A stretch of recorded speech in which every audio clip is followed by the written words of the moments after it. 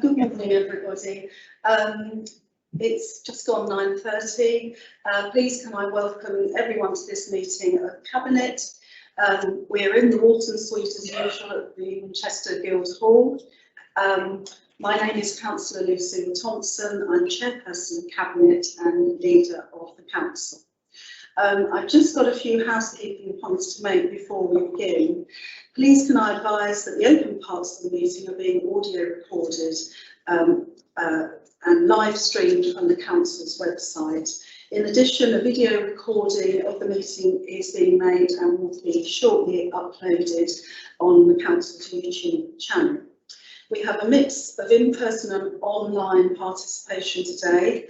For those in the room, please can I ask you to speak clearly and remember to use your microphone. For those online, please can I ask that you mute your microphone until you need to speak. Please can everyone ensure that mobile phones and other electronic devices are on silent or switched off entirely. For those of us in the room, in the unlikely event that it is necessary to evacuate the building, the fire alarm will sound. Please follow any instructions given to you by staff or fire marshals. All fire exits are marked by green exit signs, that one's over there. Please proceed quickly and calmly to the assembly point, which is in Abbey Gardens, and do not use the lift. Can I also welcome members of the public to the meeting this morning. When we get to the public participation part of the agenda, if you'd like to come forward to the empty desk, which is just over there, the microphone is activated by pressing the large button on the base, and as you know, you have 3 minutes to make your contribution. A timer will appear on the screen to ensure that you know what time is remaining. So, welcome to everybody present. Before we go into the formal agenda and start our Cabinet meeting this morning, I have some very, very sad news to announce. Our colleague and friend, Councillor Linda Murphy, Cabinet member for the climate emergency, sadly passed away yesterday. This was so unexpected and deeply shocking for us all.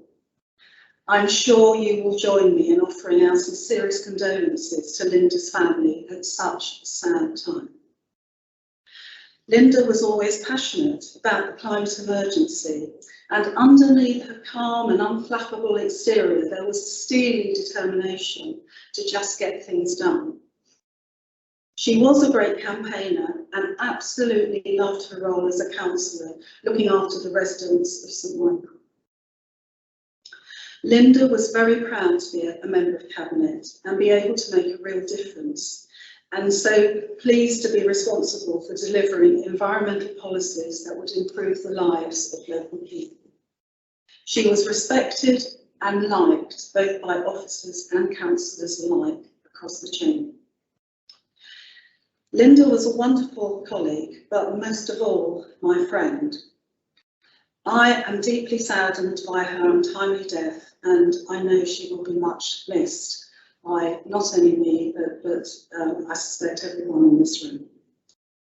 There will be an opportunity for all members to pay tribute to Linda at our next council meeting on the 12th of January. But in the meantime, please join me in a minute's silence to pay tribute to Linda and reflect on her life and all she has done. Thank you.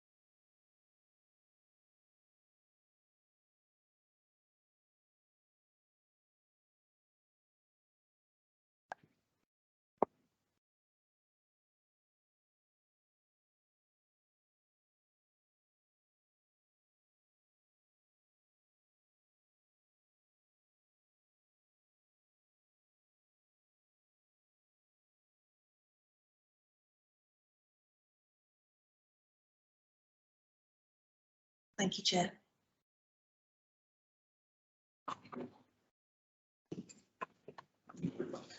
Thank you very much. Right, we now move to agenda item number 1, which is apologies for absence, and of course apologies from Councillor Murphy. There are no other apologies. Item number 2, membership of cabinet bodies. I'm not aware of any changes to cabinet. No, Chair, thank you. Thank you very much. Item number 3, disclosure of interest. Councillor Todd.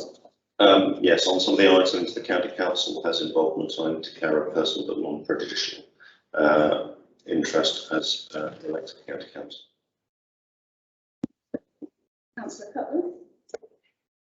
Yes, I have a disclosable pecuniary interest in item 7, the Sheila report, and will absent myself on that agenda item.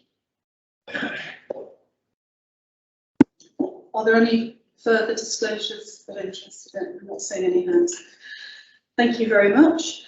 Item number 4 is a request from councillors to make representations on agenda items. If it's okay with Councillor Horrell, I will call you when we get to the item concerned. Okay, thank you. Thank you. Item number 5 is public participation, and I have Mr. Tate. You'd like to come and address us, please? Thank you.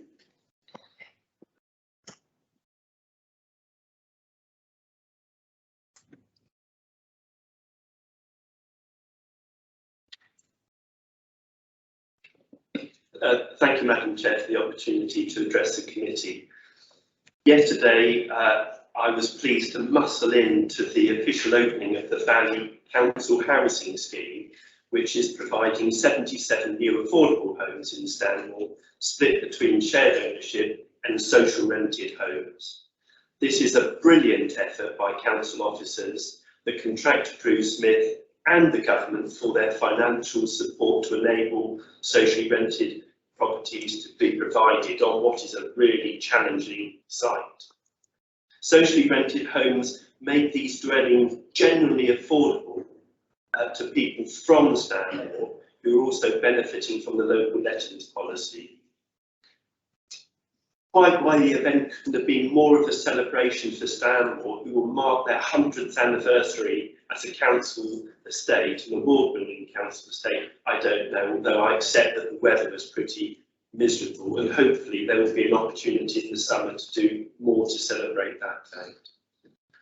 However, I don't think it's all good news.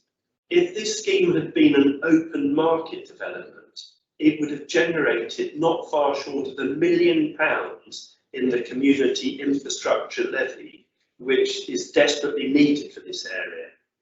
I'm still involved with the Carol Centre in Stanmore, and what I see through this connection is how the area is crying out for support. It's lost its 2 pubs. Many of the council schemes have converted their common rooms to extra accommodation, and the area is losing community facilities at the moment, and we're not sure what's happening to the community association building, nor yet the future of St Luke's Church. On your agenda today is the local plan, which I note celebrates the dismissal of Royal Down from the plan. Yet in Stanmore, they have lost very precious open space in the heart of that community. So what's the difference with Royal Down? My answer is perhaps that most people in Winchester know where Royal Down is and Mitchell Devon Newtown, but they have no idea that in the heart of our community is the valley, which I find very sad and disappointing. Are we only ever going to see new council homes shoehorned into existing council estates like at Winnall Flats and Stanmore? Or will the council go out and buy land for a brand new council estate? I'm sorry to be bringing a negative view to yesterday's remarkable event, but I still don't feel that Winchester as a district really understands the complexity of delivering truly affordable homes across the district. having read through the local plan documents, this is not an unfamiliar document to me. I'm not convinced that it does provide a solution, but please do try for that purpose. Thank you very much, Madam Chair, for allowing me to address you. Thank you, Mr. Tate, for that contribution, and pleased that you were able to come along to the Valley yesterday. It is quite a remarkable development, and as you say, on a really challenging site. I don't know whether Councillor Lerney would like to answer some of the points that you've raised. As Mr. Tate says, we were celebrating the building of not only the 77 new council homes at Stanmore, but 100 years of council housing in Winchester. And I think it's a great privilege to be working in a council which is still building homes to the extent we are, and homes which are very much appreciated by the local community. We have been looking at how we can do more work with communities to build up that community resilience and have more community activity going on in areas such as Stanmore. We are committed to expanding the neighbourhood services team to provide a better environmental service, but also to do more of the nice to have, the social inclusion work, to have the capacity to hold more events in places like Stanmore. And we do recognise that's really important, particularly as we come out of COVID. Clearly there are challenges around the acquisition of land, and we do have some funding available for land acquisition, but clearly we're competing for that land against private developers who can extract a lot more value than we can out of it in terms of what they can justify. We'll continue, however, to look for opportunities wherever they come up in order that we can build more social and affordable housing, but very much appreciate the support of people like Mr. Tate in moving that agenda forward. Thank you.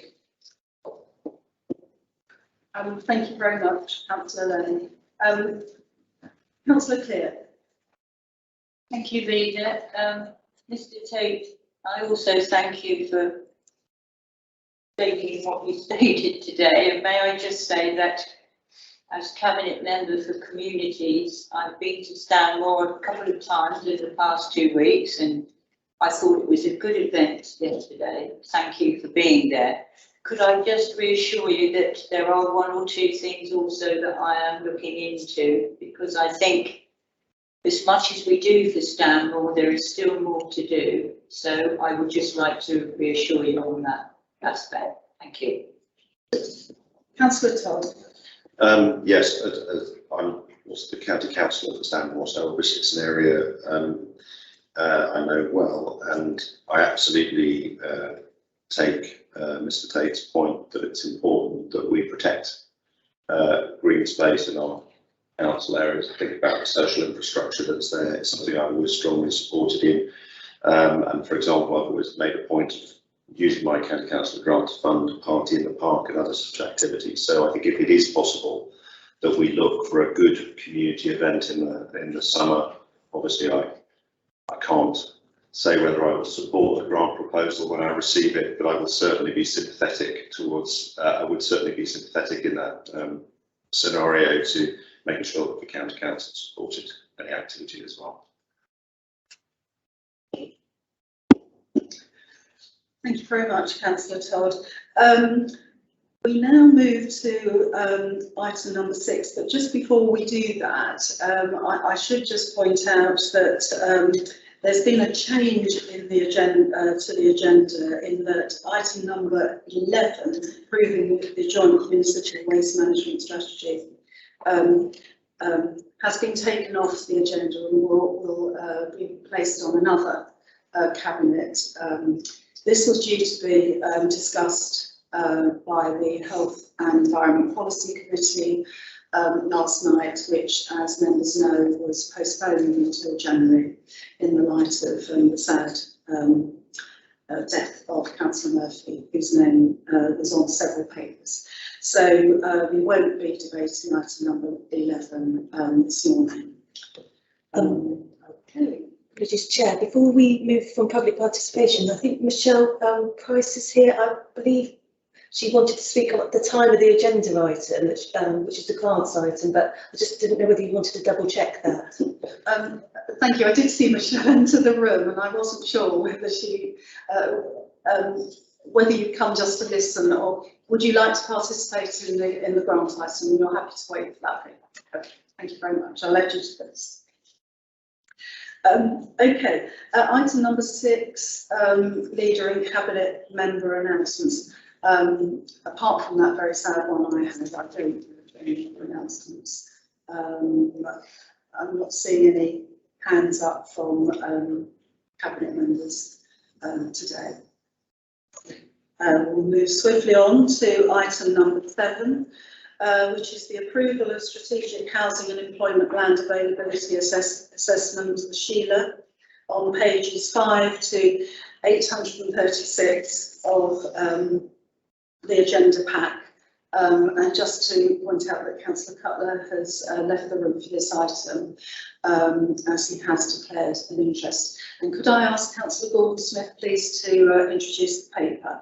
And in the room, of course, we have Mr. Adrian Fox and Mr. Simon Finch here to answer any detailed questions. Thank you. Good morning. It's my pleasure to introduce this paper on the Sheila. It's, as you can see, there's a huge amount of work's gone into it. I think we're probably all familiar with the exercise, and it's to list all the sites that have been responded to by landowners and agents that they wish to have considered for development. It's a very long list because there hasn't really been a sifting exercise, which is common. This is on the advice of the Planning QC. There's 2 lists. Part of the site was for housing land and the other was for unemployment, and then there's a secondary list for green infrastructure. All the sites have been listed and an assessment done on their viability and delivery, and in the case of houses, on the amount of land that can be fitted on them. And our recommendation is that the Sheila list is approved, and the second recommendation is that there's delegated authority to the officers to undertake minor adjustments in case of typos and minor mapping errors. And I thoroughly recommend this. And I'd like to conclude by congratulating Adrian Fox and his team on an absolutely immense amount of work done pretty quickly and efficiently. Thank you. Thank you very much, Councillor Gordon-Smith. We have 2 councillors who wish to speak on this item. The first one is Councillor Cook. Thank you, Chair. Good morning, Chair, officers, fellow councillors and members of the general public. I speak today as Ward Councillor for Colton Common and Twyford, although I know that Colton Common will be contacting Mr Fox separately. Sheila, the Strategic Housing and Employment Land Availability Assessment. It identifies sites, as we know, which have been submitted to the council, as we've heard, and it does not allocate sites for development. Now, we know the local plan itself in its form is subject to a number of statutory requirements, including examination of soundness by a planning inspector, and the council have a duty to cooperate with neighbouring councils. I'll come back to that.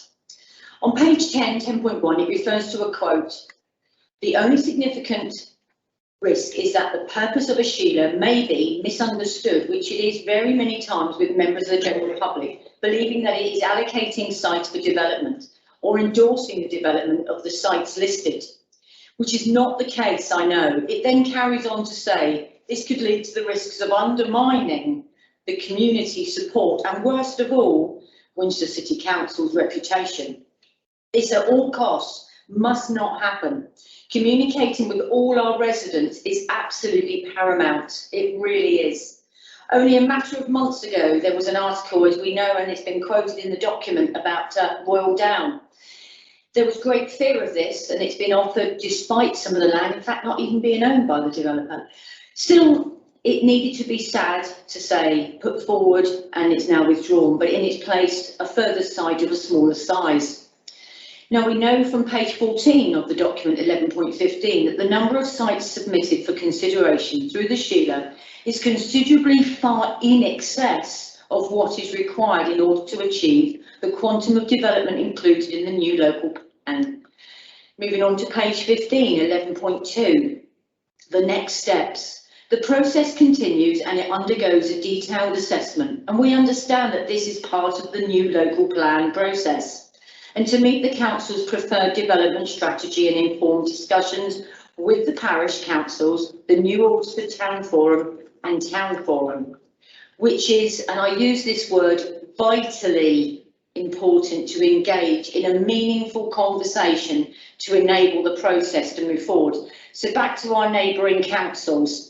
It cannot go unsaid, and I sit here before you today, that back in 2016, I, with hundreds of other residents, in fact some councillors in there, were called upon to support the case against Eastleigh Borough Council and their emerging local plan, as they proposed a number of 6,300 new homes to be built, known as options B and C, which would have had a catastrophic effect on the landscape of its neighbouring Winchester City Council, with the rural gap between Bishopstoke, Brownbridge and Colden Common, which is all, as we know and all are aware, has the most intrinsic value for its own sake. The area has some of the finest views in the borough and provides a network of linked green infrastructure, essential for wildlife, recreation and the well-being of our local residents. The so-called road North Bishopstoke, or as we like to call it, the road to nowhere, and there was due to extend into, once again, Winchester District. So to sum up my concerns, it's referenced the Sheila sites and the perception that this has to our residents in the Winchester District. I cannot stress the importance that no one wishes to see our green landscapes disappear for the sake of accommodating another council's need for additional homes. There is a duty to cooperate, we know that, but not that to the detriment of our residents in Winchester City Council, who choose to live here for all that it offers and their well-being. So I ask, please, as a council, that we do engage with all members of the general public, not just through social media, but postal as well. One more thing to add, maintain the nature and character of our villages and towns and continue to fight against inappropriate development. And I thank you for your time this morning. Thank you very much, Councillor Cook. I now call on Councillor Horrell, please.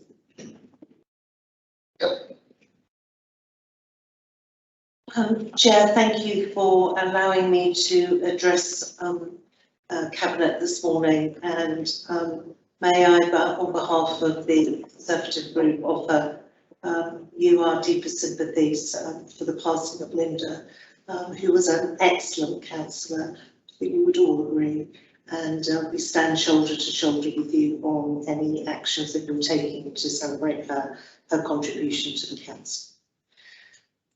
So thank you for allowing me to address the meeting on the statement before us today for the Sheilas.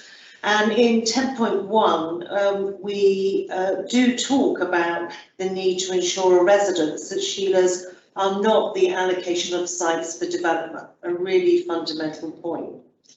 That is all clear to the public and the parish councils, town councils and residents, and they can comment as we go forward. And that is very much to be welcomed and encouraged. However, the behind closed doors discussion is the duty to cooperate with the Partnership for South Hampshire and the commitment that we have made as a council to develop a joint strategy with them. That document says that it will include new strategic development locations of over 500 dwellings and will look to cover the shortfall of homes amounting to 13,000 in the Partnership for South Hampshire area. These are the facts as expressed in the recent report. When are we going to have the same opportunity as residents of Winchester City Council's area to comment on these discussions being held on our behalf and signed by one member of the Cabinet? Why is the work so secretive when we are actively seeking input to our own local plan consultations so happily? We're very keen to ensure that everyone participates and indeed have worked hard with our particular site to ensure that happens. Cabinet, I understand we have a duty to cooperate with our neighbours. That's in the regulations and is important as far as our plan is concerned. But we also have a duty to be honest with our residents and tell them what is being discussed. And specifically this morning, Chair, if I may, I have 2 or 3 questions to put to you and officers about the report. Why is there no employment use identified in the Sir John Moore LHO5 plan in table 11 on page 38, when there is clearly that is clearly part of their current plan? A plan is being discussed, but not directly with the parish council at this time by Winchester City Council, and I think it would help to reassure residents as to the status of this site. A question perhaps for officers as to why there's scoring sites not within the defined settlement boundary as amber on page 30. Why is that amber and not red? And finally, a comment on Royal Down in 11.3 on page 12. Pursley still has 2,220 theoretical dwellings identified in the Sheila. Would the officers not agree that maybe the formal Royal Down proposal is not on the state table, but this still creates great concern to residents, given the fundamental change such a number of dwellings would actually create? Thank you, Chair, for allowing me to raise those points with you. Thank you very much, Councillor Horrell. I wonder if I could pass to Mr. Fox to comment on, first of all, the duty to cooperate in particular, and employment land on Sir John Moore Barracks. 2 points I've noted down. Thank you, Chair. Good morning, everybody. Yes, we gave a presentation to LPAG on the partnership for the South Hampshire in terms of the progress that's being made and the discussions ongoing. We've made a decision, obviously, to be part of PUSH and to be engaged in those discussions rather than being outside those discussions, and that has provided very useful because, for example, we helped shape the work that was going on behind the Greenbelt work, which recently has been commissioned. So, like I say, we are part of the PUSH, and we feel that it's a very strong kind of position to be part of that group and to engage with them. Clearly, there is a shortfall, which obviously is under discussion in terms of how that will be met. That figure obviously is not yet set in stone. And there'll be obviously further engagement next year, but we have updated LPAG last week on what is in the public domain and progress to date. In terms of the other questions, if I may, why is there no employment use identified on Sir John Moore Barracks? We are obviously going on what the promoters put forward in their Sheila submission, but we are obviously entering into, and we have entered into, a planning performance agreement to talk about Sir John Moore Barracks, and obviously what opportunities there are to obviously create a mixed-use development on that site, and it is very much our intention to create a mixed-use development on that site. But those discussions are ongoing with DRI at the moment in terms of what kind of blend of sites and how that can come forward. In terms of why we're scoring sites amber, which are outside of the actual confines, we took the decision that by the very nature of the Sheila, you're going to get sites that come forward outside the confines. So we thought it was a bit harsh, and we discussed this with our QC, to score sites red for that, when clearly to meet the development needs of the local plan, you're going to have to look at sites outside the confines. So we took the pragmatic view that actually Amber was a more fair score in terms of assessing against policy requirements. And in terms of Rawdale, clearly, obviously, the site has been reduced. There are a number of sites, as the councillor pointed out, around Hursley. But like I say, we haven't made any decision on any of the sites. Hursley Parish Council will be producing their own neighbourhood plan and looking at obviously sites that are around Hursley, and we're working in partnership with them. But thank you. Thank you very much. Cabinet, any questions on paper? Councillor Todd? Yes, you talk about engaging with parishes and the town forum. Will you also be engaging with the ward councillors? Since I think it's important they have a voice in the process as well. Yes, thank you, Councillor Todd. Yes, we will be. We're still trying to work out the actual proposals, how we're going to do that in the new year, but that's the intention, to involve parish councils and ward councils. Exactly how we're going to do that, we need to work out those proposals early in the new year. Thank you very much. Any further questions? No. Any debate? No. Councillor Goldson, do you want to sum up? And Councillor Clear, sorry. I do apologise for raising my hand late. Obviously, we've read all the papers. Just one thing I would like to say, and I agree with Councillor Cook and Councillor Horrell. It is vital that we continue all the way through to engage with parish councils and also with the ward councillors as well. It really is vital. I know this is only a list, but residents and councillors, parish, do look at it as if that list is set in stone. They really do. And no matter how many times you say, no, it's just a list at the moment. So all I ask is that you do make sure that all parish councils and residents are involved in at every stage if possible, please. Thank you.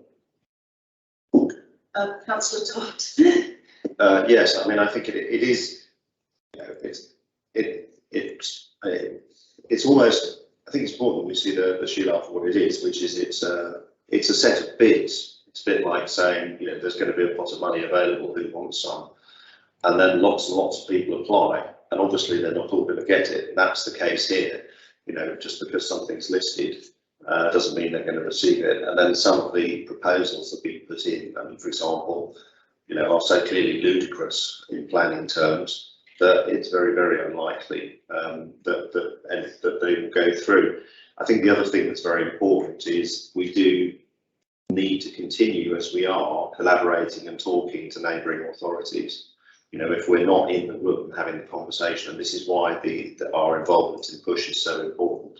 If we're not in the room having the conversations with neighbouring authorities, if we're not proactively going and talking to neighbouring authorities, then we are at greater risk of being surprised by what comes forward and dealing in a reactive way to anything that comes forward. So I think the points that were made are well made and reinforce the importance of that ongoing collaborative work. So, you know, this is a useful piece of administrative work. I'm glad that we'll be talking to ward councillors as well as to the parishes and town councils, and clearly it's one that we need to support and push ahead with. Thank you very much. Councillor Goldson. Yes, it has been a problem having a full list, and one of the things that's happened is, of course, that sites have been proposed which were turned down previously, maybe several times. And I've had emails and phone calls from people about this. I've tried to explain to all the other parishes in my ward about the nature of the Sheila and how it's not a sort of it's not a short list, it's a whole lot that's been put forward. And obviously they're all viable in the sense that the landowner or is prepared to sell, or the agent has found that they're prepared to sell, which is one of the things that has to be demonstrated with the Her Majesty's inspector. However, it is a long list, and I have to explain, I'm afraid repeatedly, that it is a complete list and not everything's going to be built there. And I think there have been confusing newspaper headlines which have totaled up all the numbers and said this is what's proposed. That is not the case.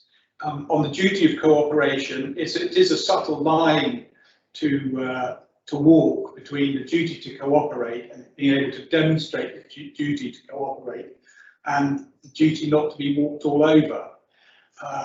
And that is a tricky one.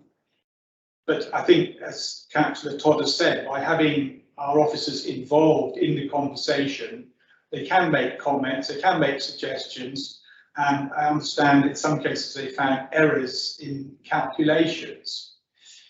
So anyway, as a result, I would recommend this paper for approval. I think it's extremely thorough, and I wouldn't say it's a great read, but there's a lot in there. And thank you to the officers.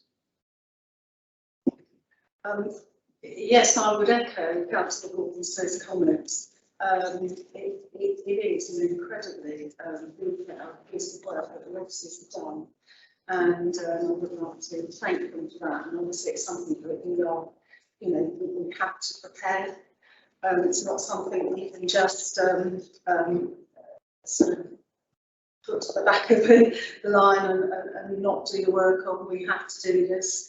So it's one of the processes within the local plan. If we could move to the recommendations then that are on page 6 to approve the strategic housing and employment land availability assessment and to delegate authority to the strategic planning manager in consultation with the cabinet member for the built environment to make any necessary edits and minor alterations prior to the publication. Cabinet, are we agreed with those recommendations? Agreed. Thank you very much. Thank you. Could someone just oh, here it is. Full Council Cutler back into the room. And it is an incredibly weighty document. We now move to agenda item number 8, which is the update of the landscape character assessment, and it's on pages 837 to 1168. So it's another weighty document. And can I ask Councillor Gordon-Smith to introduce the paper, please? Thank you. This report is seeking approval to move on to the next stage and to start a public consultation process of the landscape character assessment. This assessment is an update on one done in 2004, and it's been carried out by a very reputable landscape practice, Terra Firma. I think there's some extremely useful bits of information in it, and I wouldn't expect everybody to read 300 pages, but I would suggest you read the summary. And the recommendations are that the landscape character assessment is approved and that there's a commencement of a 6-week public consultation starting in the new year. This will lead to a finalised landscape character assessment, which will be in the local part of the local plan. Thank you. Thank you very much, Councillor Gordon-Smith. I have no councillors wishing to speak on this item. Cabinet, have you any questions? No, I'm not seeing any questions. Any debate? It has, of course, gone to LPAG, and there was a debate on it at the time. No, so if there's no questions, nothing to sum up really, Councillor Wilson. Well, I think it's very useful exercise to go through to the areas you're probably most interested in your particular wards and understand the landscape. And it's a great bit of work for well, understanding the landscape and why the way it looks as it is, and the forces that have created it. I think also what's very useful that each character area has a summary of the key characteristics and also a summary of the key issues affecting it. And for example, the Durley Claylands around Waltham Chase, they talk about the key issues: loss and poor management of hedgerows and woodlands, ash dieback and the loss of mature trees, suburbanisation and urban fringe encroachment, intrusive vertical elements, polytunnels and solar farms, which can be particularly noticeable for various reasons, the ecological impact of golf courses, and the improvement of grass through fertiliser and herbicide use. And I think these are all, in each area, there's key matters which need to be addressed. I mean, if you go up to the north of the district with the big estates, the arable farming, there's quite different problems up there, but it's something that has to be taken notice of. And I think what one forgets is that the landscape, our sensibilities don't always recognise changing process, you know, because it is relatively slow, and you know, something that's been happening over 10 years you won't even notice. But you know, ash dieback, that's something in the last couple of years. In my lifetime, elm trees have disappeared. We can see a huge drop in biodiversity. They're very serious issues, and we don't perceive it. The changes are slow, and we have, you know, our own human perceptions, and that's it. But obviously, things like polytunnels, we notice those, and we get quite a lot of emails on the subject, and changes in particular landscapes. So a very commendable bit of work, and I hope you will all approve it. Thank you very much, Councillor Goldsmith, and again, I agree, it is a really interesting read, particularly when you look at you know, the areas that we represent. I think it's absolutely fascinating. So I would like to thank Katie Morgan, who's come into the room just as we were starting the debate on this, and thank you, Katie, for your work on it, because it is a really interesting document. Could we now move to the recommendations, now on page 838 of the agenda? Are we agreed? Agreed. Thank you very much, thank you. Okay.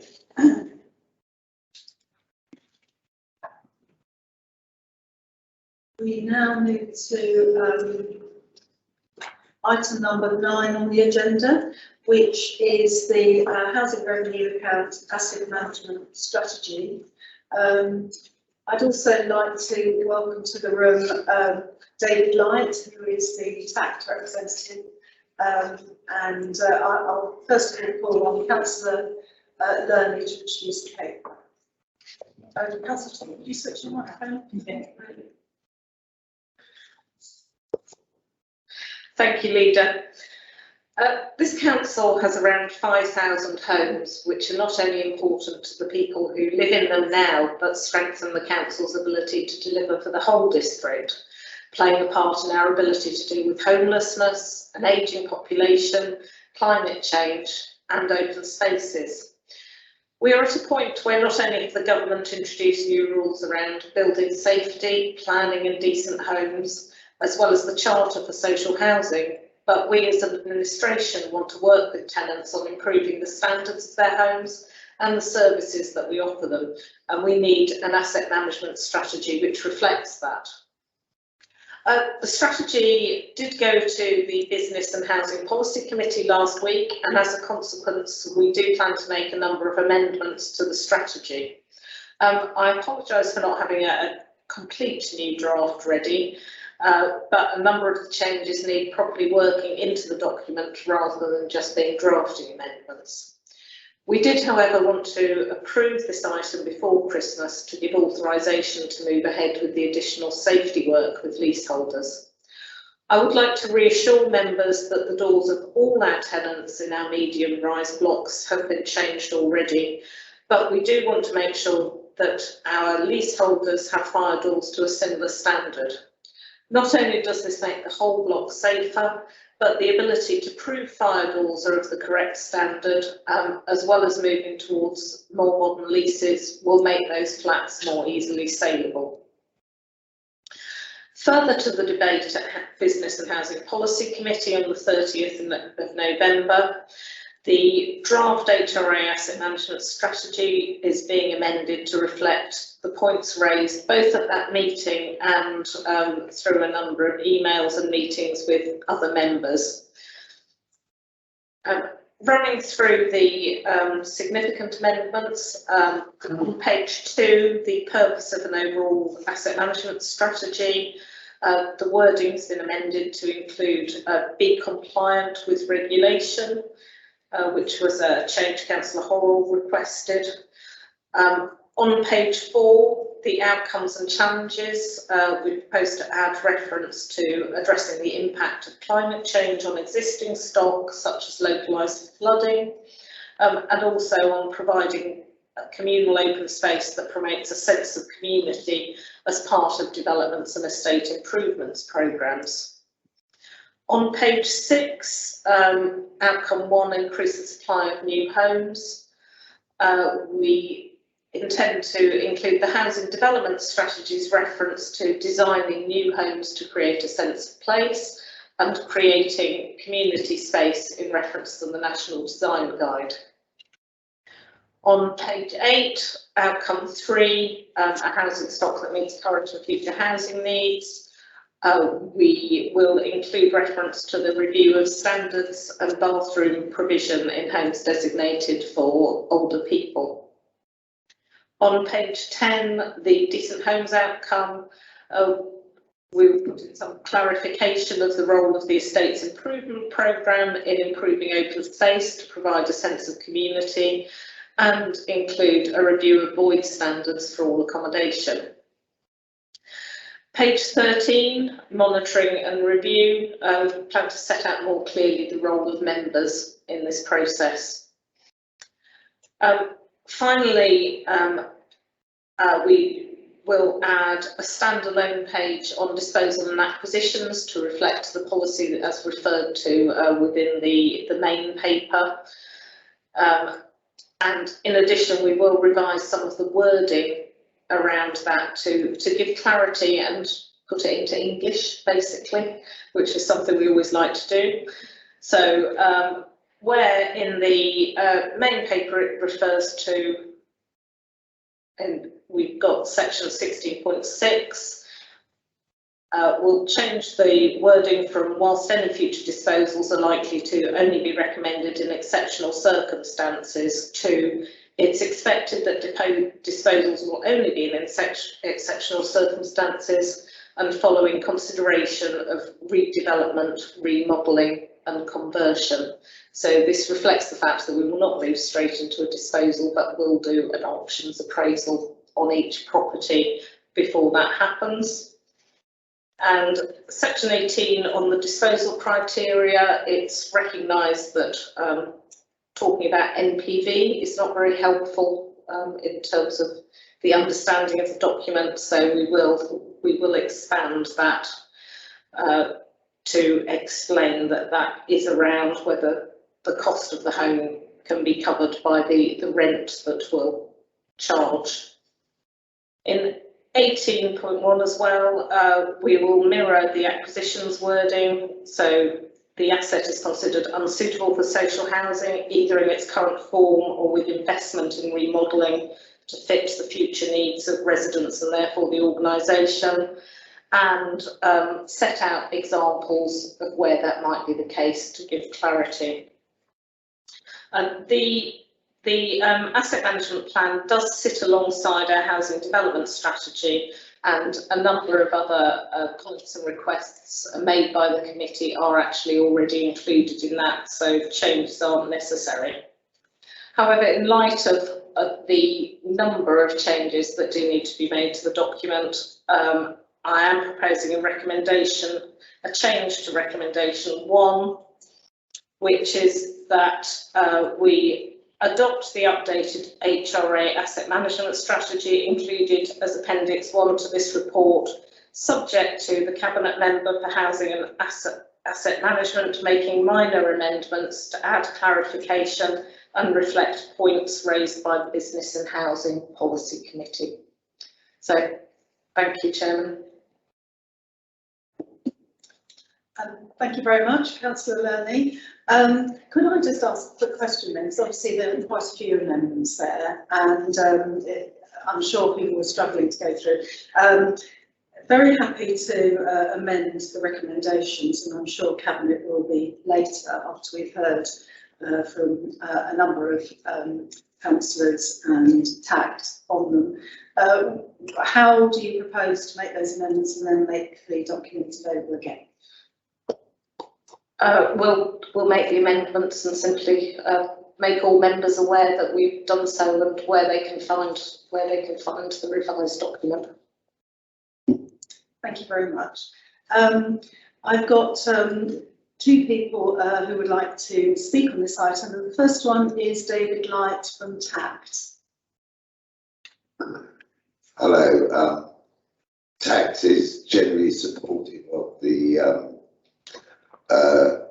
HRA budget, and we are glad to see that the work being done to make houses more energy efficient and the building of more social housing in places where it doesn't affect the local community for recreation and purposes, so it doesn't take away a lot of recreation areas in the area. But generally we are supportive of the budget as it stands at this time. Thank you. Thank you very much. Councillor Horrible. Chair, thank you for allowing me to speak, and I thank the portfolio holder for indicating that she's taken many of the comments that we have made and looked at this document very thoroughly and fed through to officers that she is prepared to make those changes. I did ask why, therefore, the document was coming to Cabinet today with such speed without the opportunity to make those amendments. And I was obviously advised that that was because of the fire safety, which of course we'd all want to wholeheartedly support.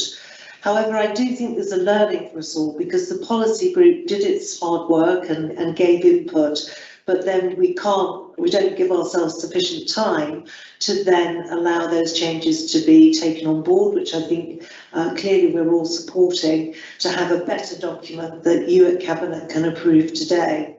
So I do think it is important that we look at how we process policy and documents into Cabinet and the timings, because this isn't the first occasion.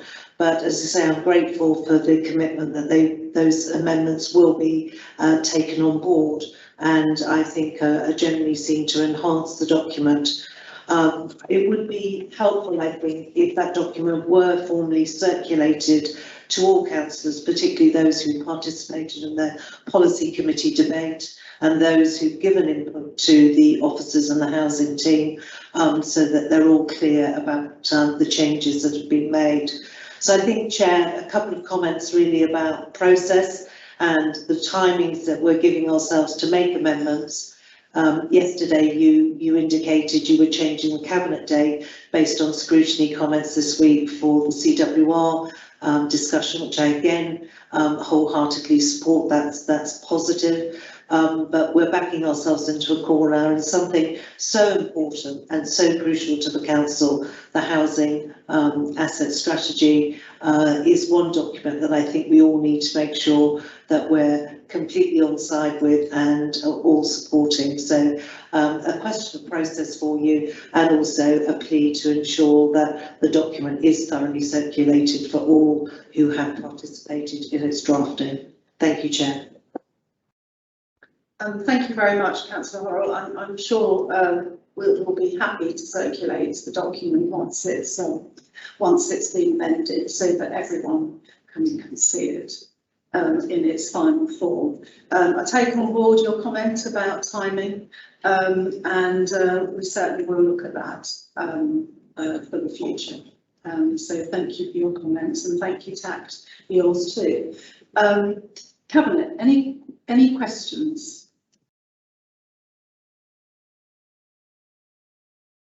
No? Any debate?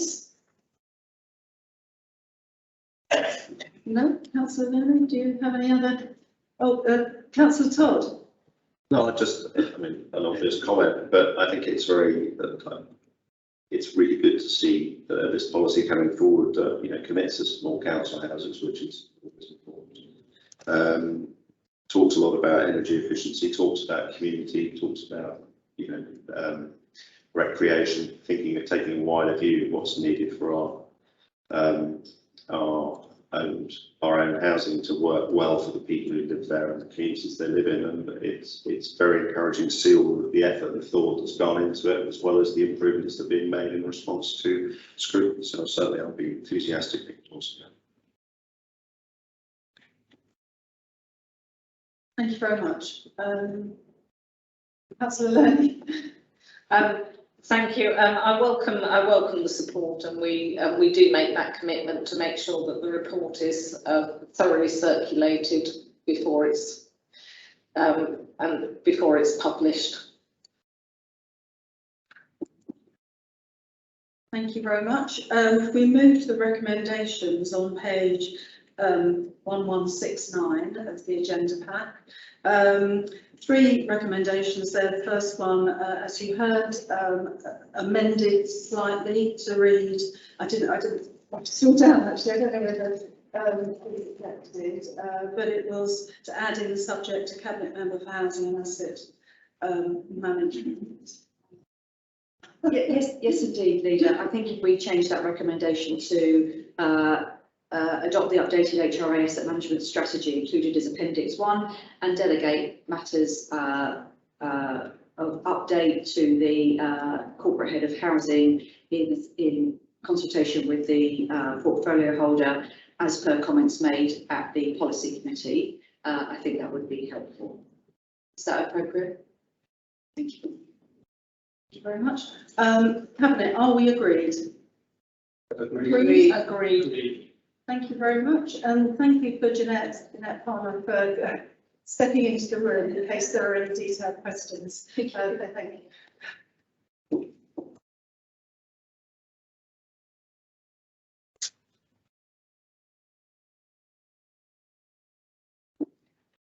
Okay, we now move to agenda item 10, which is the core funding grants programme 2022 to 2025. I'd like to call on Councillor Clear, please, to introduce the paper. Thank you, Leader. Winchester, as we all know, has a vibrant, flourishing voluntary sector, including groups and organisations, providing assistance to some of our most vulnerable residents and delivering vital services whilst others support the district's cultural offering. We know that many of our service providers have had to adapt their delivery model, working tirelessly through the pandemic to provide support to our residents and the most vulnerable in the district. However, unfortunately, pressures on the council's financial position leave us in a situation where we need to accommodate a 20% reduction in our overall grant budget. Within this paper, we have suggested options and implications for making a 20% reduction over a 2-year period, 21 to 22 and 22 to 23, to the strategic and priority outcome funds. These two funds form a significant element, 80% of the community and voluntary sector grants programme that we provide. The objective of this paper is, as the purpose states, to acknowledge the achievements and successes of the current funding programmes, detail refreshed principles and criteria for the next round in line with the current council priorities, and consider the options and implications for making a 20% reduction to the funds. Bearing this information in mind, we would like Cabinet to approve the recommendations set before you today. The Council values the contribution by the voluntary sector. The complementary support provided by these organisations is so very much welcomed, and in some cases it extends the vital services that the Council provides. However, having said that, we do find ourselves in a tough position where, as a council, we need to balance our budget, and in doing so, we are required to make some challenging decisions. We believe this paper provides a practical approach to deal with this challenge, which is to continue providing funding to as many organisations in a variety of ways. And Leader, we have also in the room today Mr. Steve Lincoln, and I believe Melissa Fletcher is also online, I think. So thank you. Thank you very much, Councillor Clear. Michelle, I know you would like to come and speak. Please step up. That's brilliant. Thank you. Thank you, Madam Chair. As Chief Executive of what is now the Winchester Beacon, formerly known and still at the Winchester Churches Night Shelter, I wanted to actually thank Councillors Clear and Burney for taking time to meet up with myself and our directors to update us of your plans. We are honoured to be recipients of strategic funding. I'm pleased to hear that you are considering 3-year funding rather than doing this on an annual basis.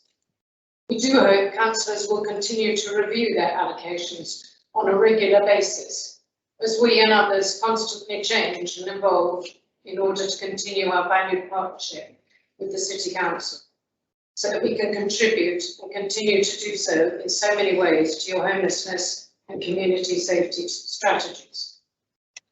I would also like to congratulate the Council on their Homes for All policy and for recognising that homelessness is a priority funding theme, ensuring the provision of accessible support and advice for our homeless and most vulnerable people. You may not all remember, but the Council generously helped set us up in 1997. They donated £75,000, and since 2008, we've offered provision, support and advice, and of course much more, to over 1,530 vulnerable people. The pandemic forced us into opening all day and night, and that has helped to reduce numbers on the streets of Winchester and those offending. We provide a service of exceptional value, supporting those with high needs, the most excluded in our society, and work with plans to increase their levels of community inclusion. For 6 years, we've run 2 off-site houses at our own expense, and recently have accommodated 6 Winchester residents. This makes a total of 18 people from Winchester we've been able to live more independently, gain skills, and take control of their lives. Last year, 4 out of every 5 of the residents who stayed with us were local, but we only received a grant from the City Council that was 3% of our total income. As a service, we think we're offering you tremendously good value. Please consider the cost, perhaps, of putting up 10 people every night of the year in a B&B. That would be over £150,000. We offer much needed temporary accommodation with an average stay of about 3.5 months, not the 2 years as with supported housing. Recently, we had 16 referrals from the district and could only accept 6 people. We had another 20 referrals from the Winchester town, and only 7 of those were accepted. There is still huge demand, and last year we only managed to accept 14% of our total referrals. Please don't forget we help by providing an all-night service to the city. We assist with the outreach project, help with isolation, digital access, and work to improve mental health by providing free access to our counselling and psychotherapy services. I hope you all agree we currently provide this exceptional value for money, and we very much hope to be able to continue to prioritise our partnership with the City Housing team and other local agencies in order to provide an extensive pathway out of homelessness for Winchester residents. It's a period of growth for us as we expand and having taken on another property, and as we adapt our services to ensure we work effectively and meet local demand in the coming months and years. I just wanted to remind councillors of the work we do and what might be lost to the city if services such as ours were to be severely impacted by funding reductions. I just want to thank you all for your continued support and for this opportunity to explain more of what we do. Thank you, Madam Chair. Thank you very much. That was a really helpful whip through of everything that you do for homeless in Winchester, which is really great.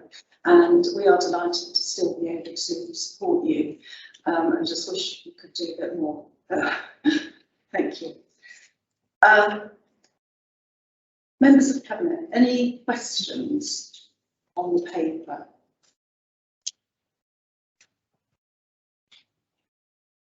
No? Any debate? Councillor Learning. Thank you. Grant funding is always a contentious and difficult issue for councils. Indeed, many councils have now stopped giving grants of this kind at all. And it's unfortunate that it is often used as a political football. I think in terms of our support for the voluntary organisations, charities and other organisations operating within the district, it's important to recognise that this is only one form of funding which we're proposing to offer. And while clearly the council's financial position means that this particular stream of funding needs to be reduced, particularly because it is that 3-year guarantee rather than a single year, which, as we know, that 3-year funding is really helpful to organisations, giving them some certainty as they go forward. But we do actually have a number of other income streams, particularly in the area of housing and homelessness, that we can use to support local organisations in those areas of work. You know, assisting in the provision of both the Beacon and the Trinity in terms of providing those housing opportunities. And that's with sums considerably in excess of the grants that we're talking about today. Again, with Citizens Advice, we do fund additional work for them in partnership with our tenant sustainment service, and we're having conversations about expanding whether that work could be expanded to more prevention rather than it being a crisis opportunity. So we are working with a lot of our voluntary organisations in many different ways. We're in regular contact. I've visited all of the beneficiaries of our strategic fund in the last month alone to discuss their work and the the situation they're in financially. I think we should, while obviously it's disappointing that the financial situation means that we do have to reduce these areas of funding, I think we should celebrate the fact that we are actually still offering these kind of grants and offering that support to our voluntary sector. Thank you. Thank you, Councillor Lermy. Councillor Todd. Yes, it's not a direct interest, but it's something to be mindful of, which is I'm involved in running a charity. In fact, I'm chief executive for a charity, so I understand the pressures that charities are facing at the moment.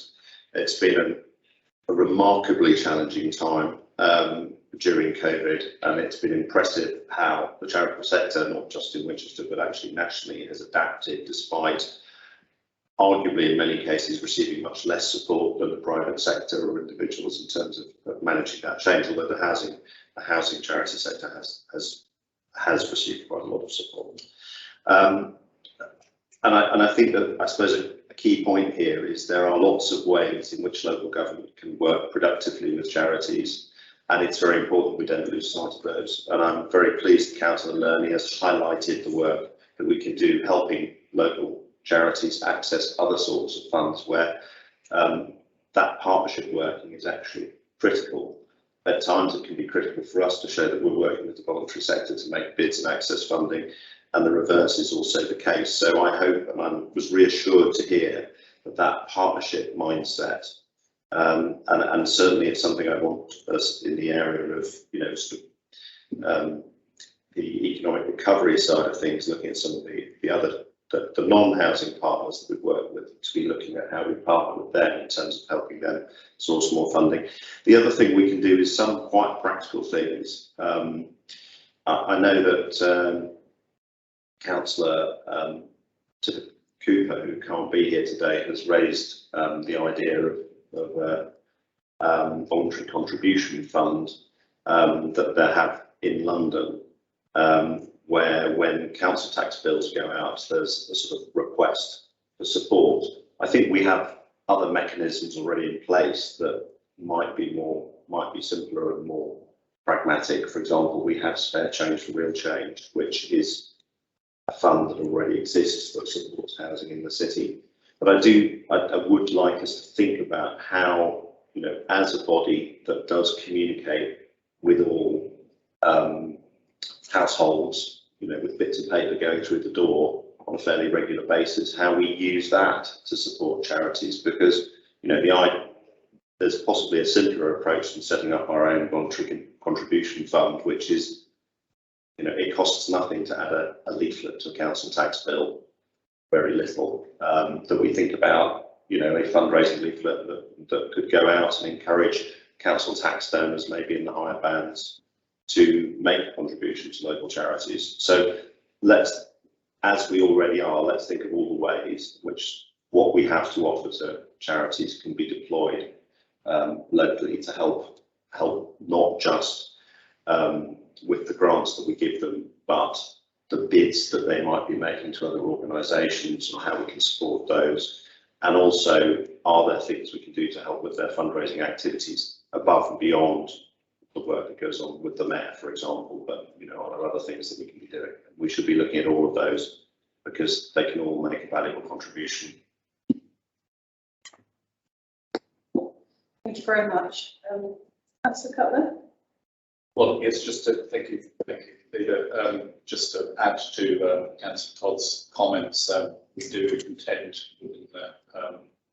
I have been in discussion with the Central Pipeline Officer, Richard, and we do intend to explore the various options over the next year, so we could be in a position for next year to implement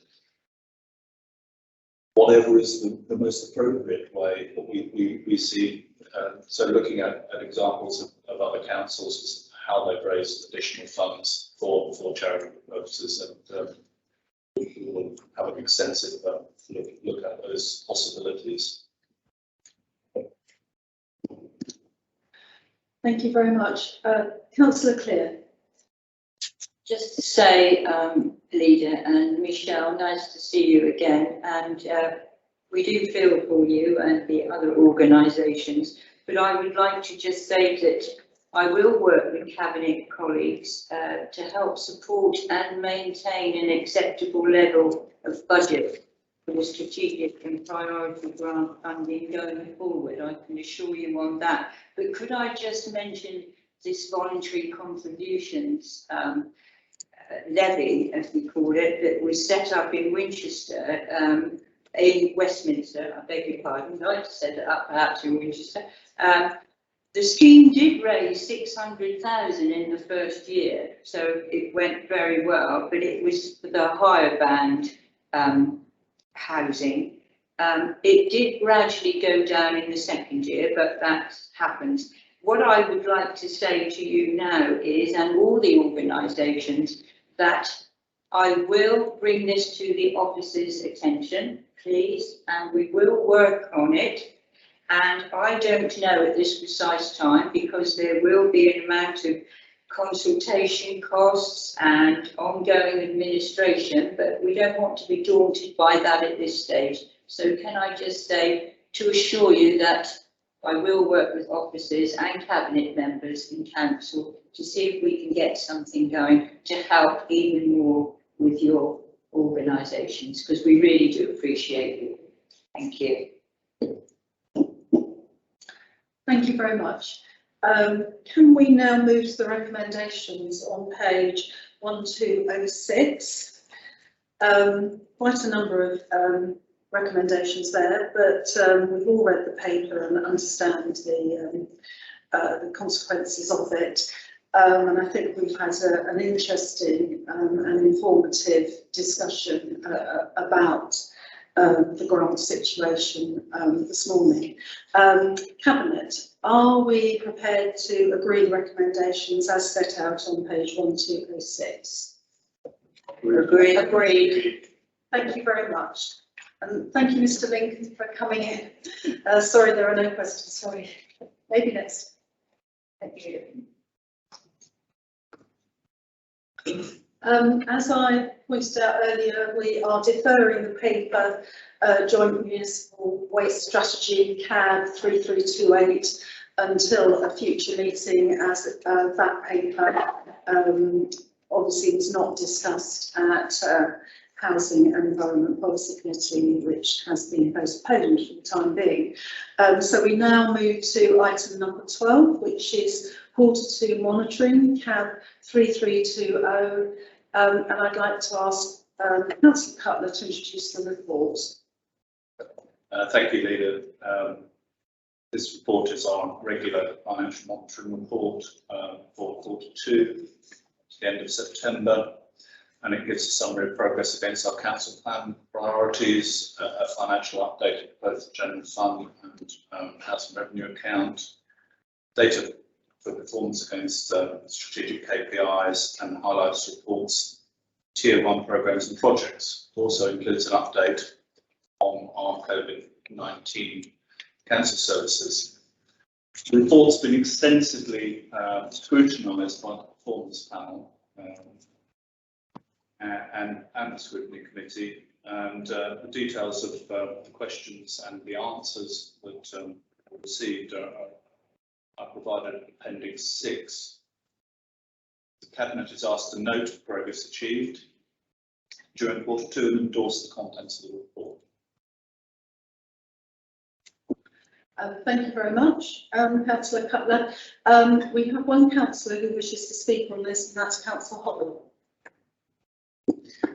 Thank you, Chair, and I just wanted to recommend to Cabinet the report that Councillor Cutler has referred to, which was the performance panel review. The minutes have been published of that discussion, and there was a thorough review of all of the Q2 papers, and the councillors who participated provided asked questions. There have been answers provided, and there is a subsequent update to the outstanding issues to be circulated. So we have an ongoing process of those questions being reviewed and answered.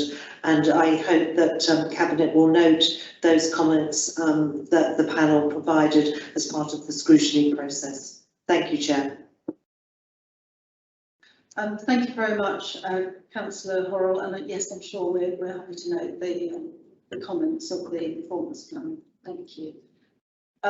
Any questions? I mean, as Councillor Cutler said, this has been scrutinised fairly in great detail, and it is just for noting. So, are we happy to note this paper? Noted.